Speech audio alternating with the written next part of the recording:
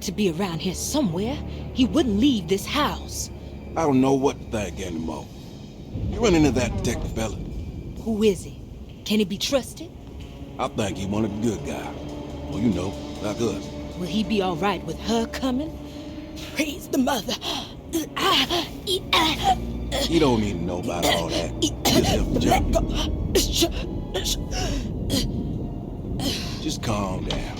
It ain't time yet. God, it hurts. As far as I can tell, Detective Carnby seems to be solving problems, not causing them. Just be ready in case he starts anything.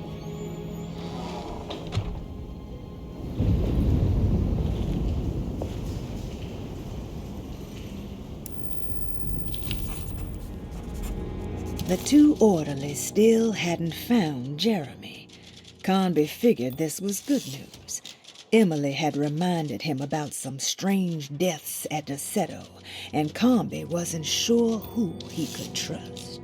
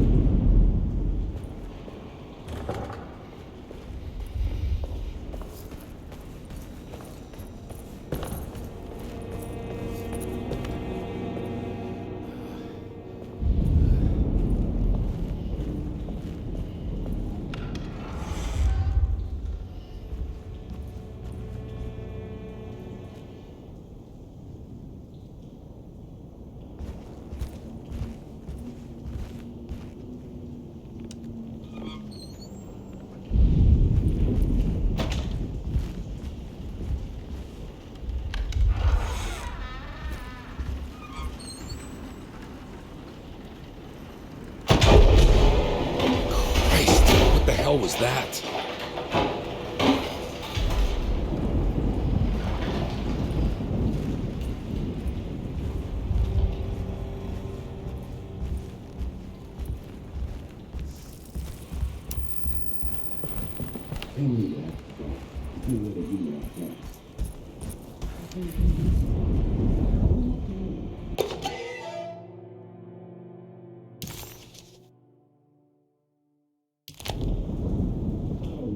I think Dr. Gray might be in there.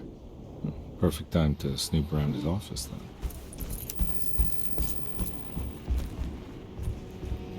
I don't want to run into the orderlies right now. Not sure I can trust them. It's blocked.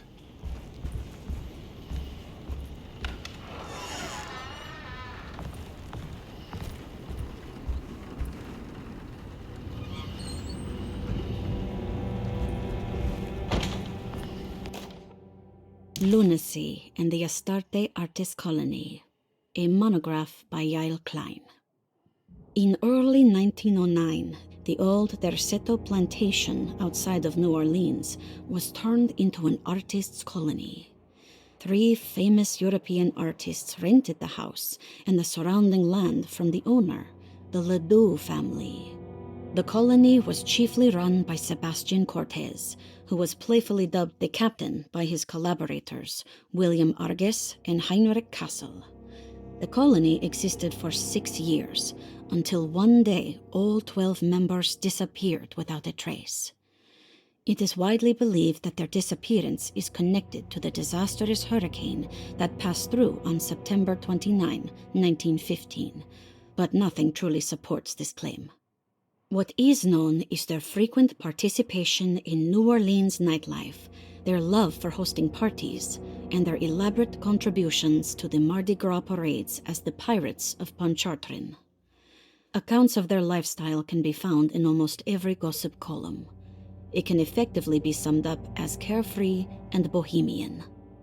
In late June 1909, the name Astarte first appeared in the newspapers. Cortez said the name came to him as he was painting. There is never any claim to knowing about the ancient Phoenician fertility goddess with the same name before this time. His fellow colonist Heinrich Kassel did know, because he later produced sculptures that show clear references to ancient idols of the goddess. It's impossible to know for sure how this name suddenly made an appearance, but it is interesting because of Derceto's history.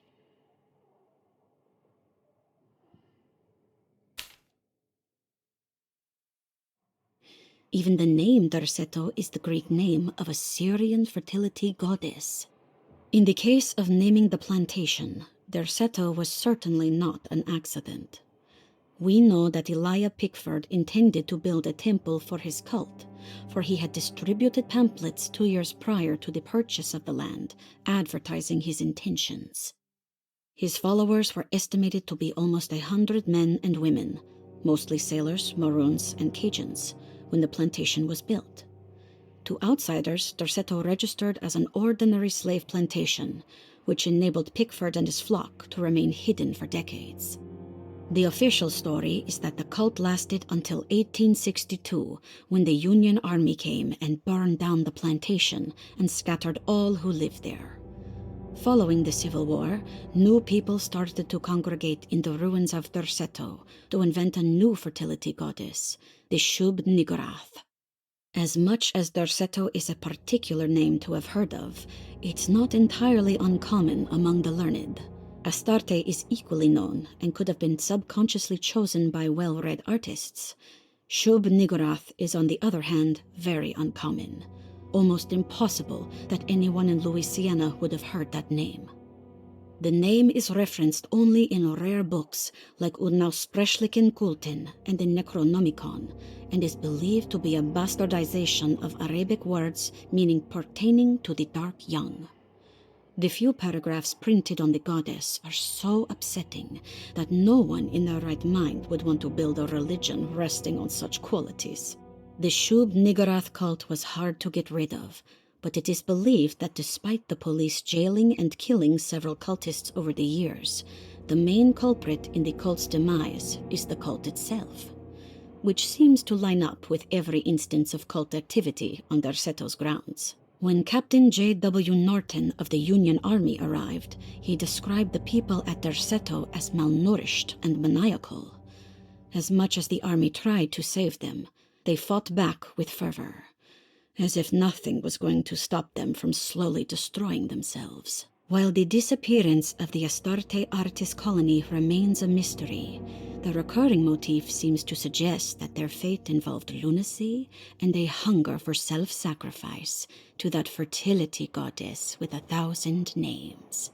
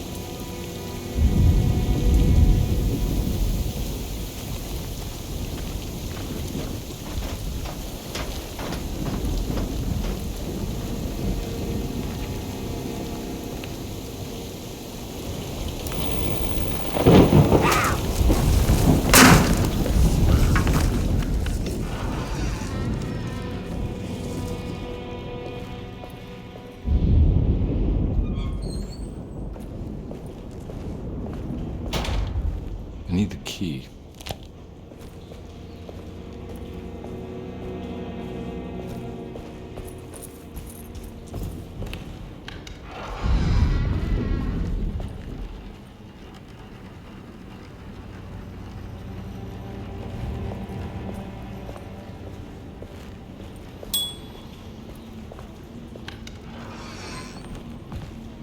There must be a spare key to Dr. Gray's office in here somewhere.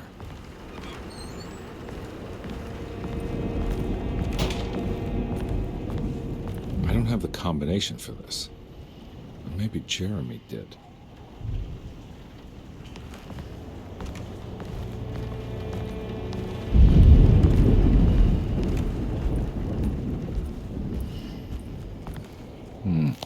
I need the key.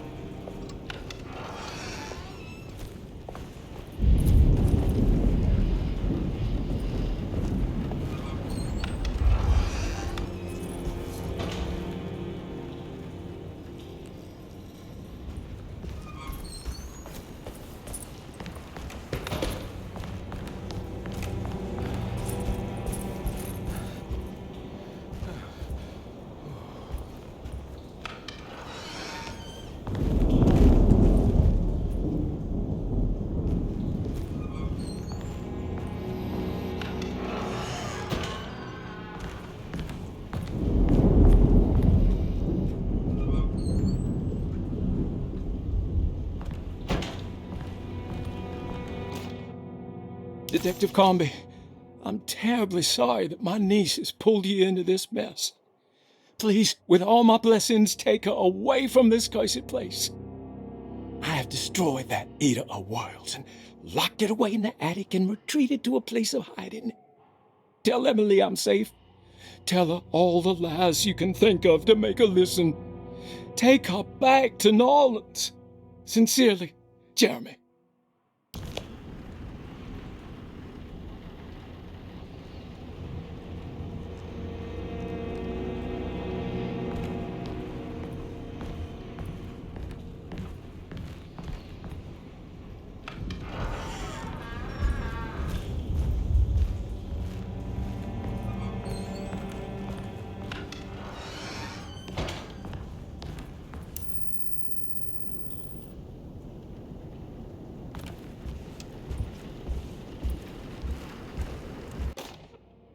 Brother, I need you to trust me. This is the most important moment in our family's history. I know you have doubts and that the terrible Mama Loa told you lies. I would never betray you. I promise. Lottie.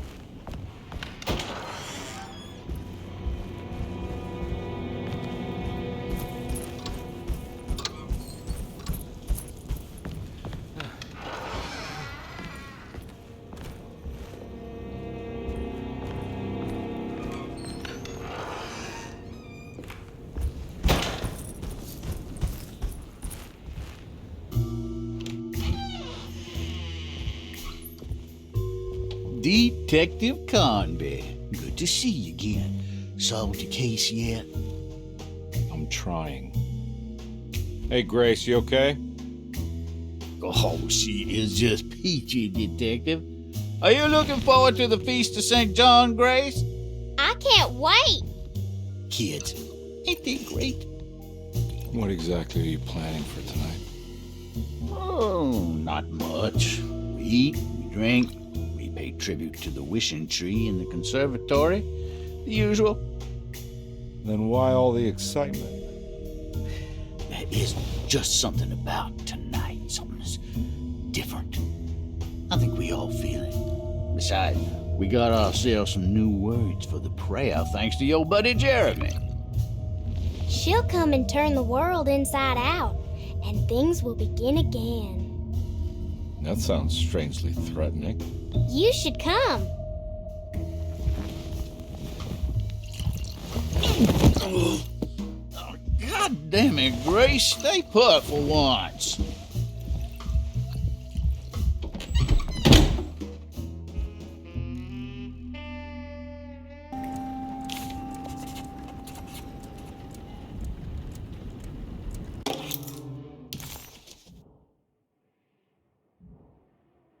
Better hold on to these. Wouldn't want them to get lost. McCarthy was a deadbeat. His mere presence annoyed Carnby. It was like watching the worst version of himself mock him by simply being worthless. While Carnby enjoyed watching the child outplay the drunkard, there was something terrifyingly familiar about Grace. It was taunting him, like he was supposed to remember, but couldn't.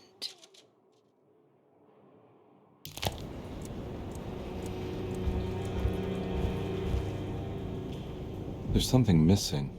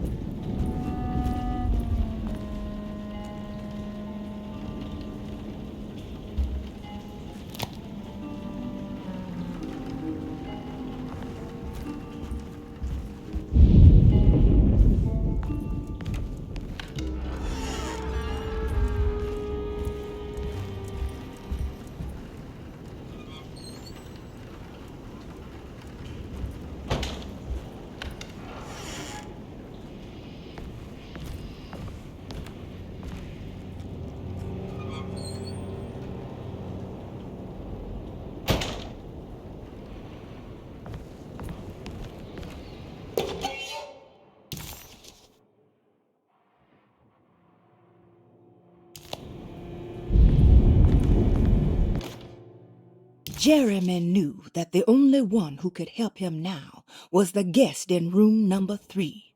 The room seemed to have been empty for so long. But that wasn't allowed to be true. The story needed to be different. To include something from the outside, he would bring the guest back to room 3 and show them what was in that safe. 913. But those were not the right numbers. That was the combination for the safe in the clerk's office.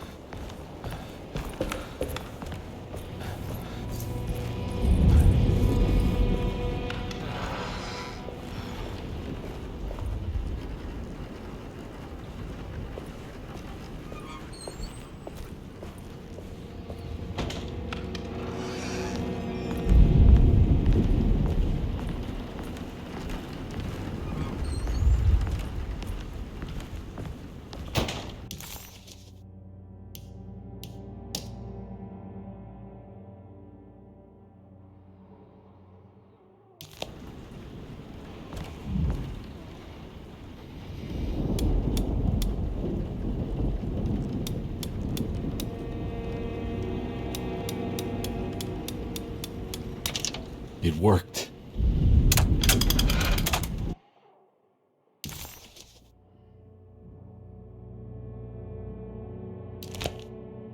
The last guest in the empty room suffered from severe maladaptation. I must write this down, because if I understand the condition sufficiently, it could make me deny this fact at a later date, and there is reason for me to think I may come to suffer the consequences from this dysfunction, as some who came in contact with the guest seemed to adopt a new worldview in which everything was predetermined but broken. Upon accepting this worldview, some memories became unmanageable and later rejected. I do not know what this means. I cannot even remember the fate of the guest.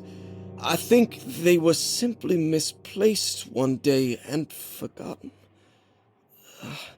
Just like all documents pertaining to this guest, they have all been destroyed, or they never existed in the first place.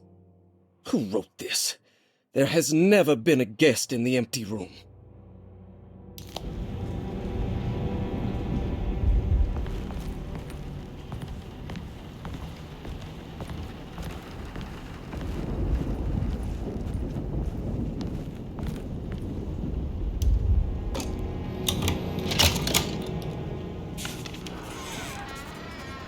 Dr. Gray's office, all to myself. Let's see if we can figure this guy out. Dr. Gray was somehow mixed up in this business with the Dark Man, Detective Carnby decided. He had to be. Either Dr. Gray was using the idea of the Dark Man to manipulate and torture Jeremy, or the Dark Man was an actual powerful being possessing Jeremy. And in that case, Dr. Gray was simply a stooge. Maybe both could be true at once. Carnby felt his mind racing in all directions. No matter what, he had to find a way to break the pact. That was what Jeremy said was needed. It didn't even matter what was true or not. If Jeremy wouldn't leave Deseto before the contract was broken, then Carnby had to make it happen. He just wished the steps on the contract made a little more sense.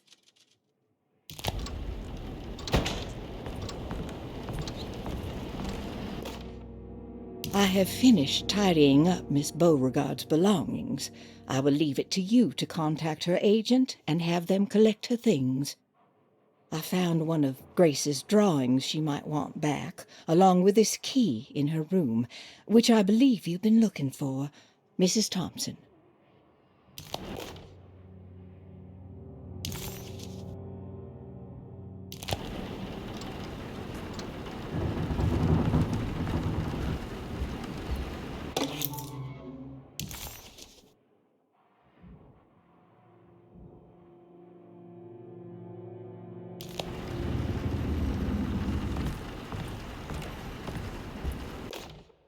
Dearest Dr. Manzetti, I find myself in a losing battle with my patient.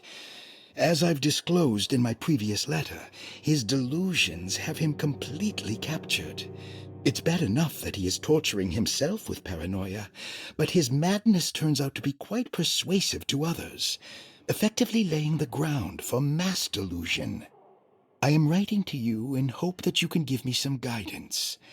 Beyond my ambition to avoid devastating surgery on my patient, I have grown worried about my own defenses.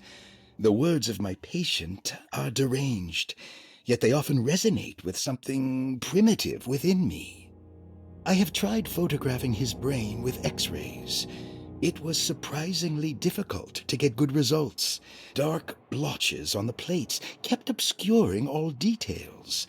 My patient looked at the bad plates and cried out in terror, telling me the dark areas was the shadow of the worm, eating him from inside. I could not see anything out of the ordinary. I hope this is a sign that my mind is not as receptive to the madness as I had feared. After further inquiry, my patient described the shadows inside his mind as some kind of chthonic monstrosity that wants to undermine his sanctuary. This is clearly a reference to a place he calls Teroea, a sort of library or convent that works as a psychological haven. With this imaginary haven threatened by this Chthonian, he has now constructed another, less pleasant hiding spot. Lately, he has been bringing up a metaphor of a steamboat that has run aground, that he feels like he needs to start the engines and reverse, but he is afraid that the hole in the hull would cause the whole ship to sink. I've been watching him turn this metaphor into reality for the last week. He knows it's made up, but he is doubling down, trying to make it a real memory. I feel certain that this is my chance to break through the barriers of his self-deceit.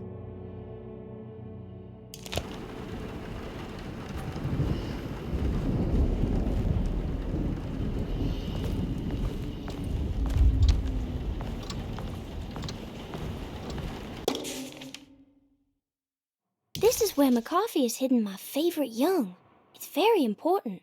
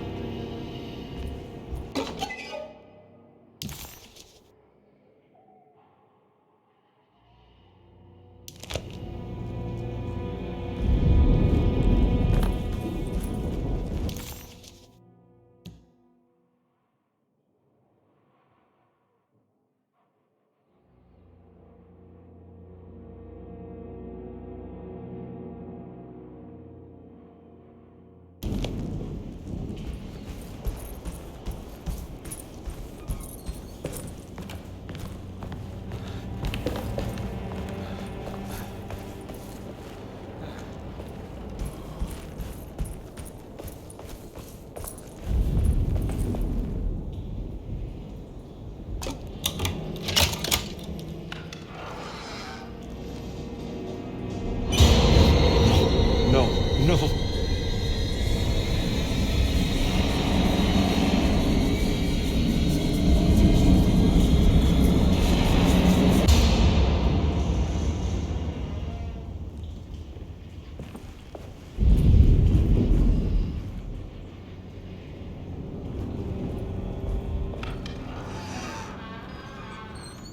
Surprisingly neat. Maybe I've been selling that old barfly short.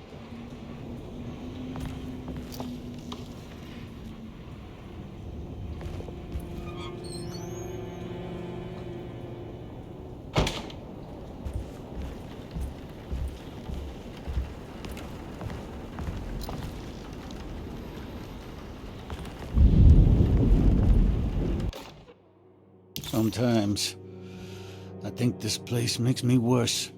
That Derceto might be my grave. A coffin made of ostentatious architecture. A Taj Mahal for the drunken depressed. There's something about Derceto. Something about Dr. Gray. Like we all pretend that we're here to get better, when in fact we are here to be forgotten.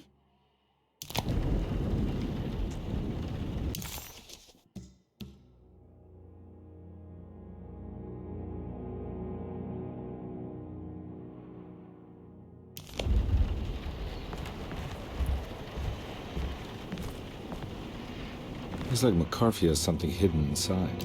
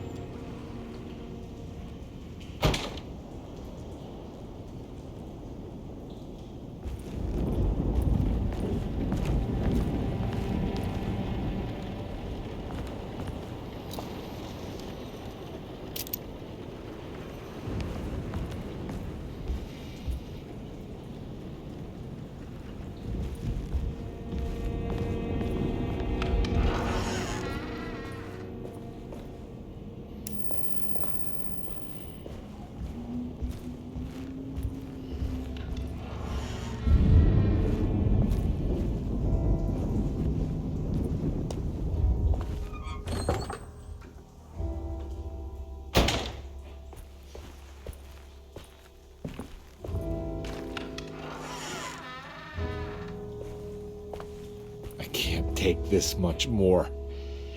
This has to end.